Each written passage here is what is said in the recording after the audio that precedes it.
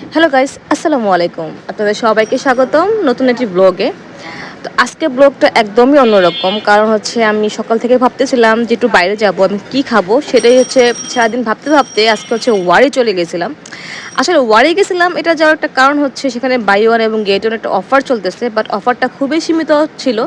তা আমি ভাবলাম ক্ষুধাও লাগছে আর কোনো কাজ টাজও নাই, তাহলে একটু ঘুরেই আসি।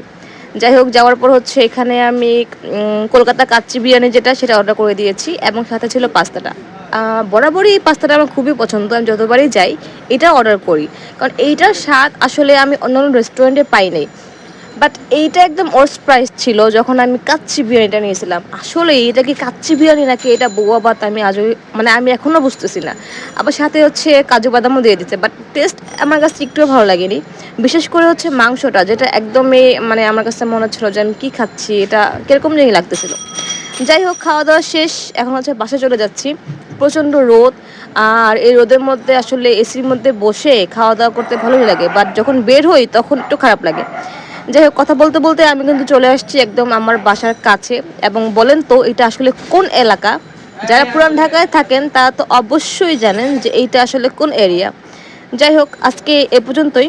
সবাই ভালো থাকবেন, আর যারা হচ্ছে ফেসবুক থেকে দেখবেন তারা অবশ্যই লাইক ফলো দিবেন, অবশ্যই আমার ইউটিউব চ্যানেলটাও ফলো করে দিবেন। আমার আপডেট কিন্তু আপনারা বেশিরভাগ ইউটিউবে পাবেন, কারণ আমি ফেসবুক পেজ একটু কম অ্যাক্টিভ। তাই যত পারেন ইউটিউবে সাবস্ক্রাইব করে ফেলবেন, তাহলে হচ্ছে রেগুলার আপডেট পেয়ে যাবেন আমার।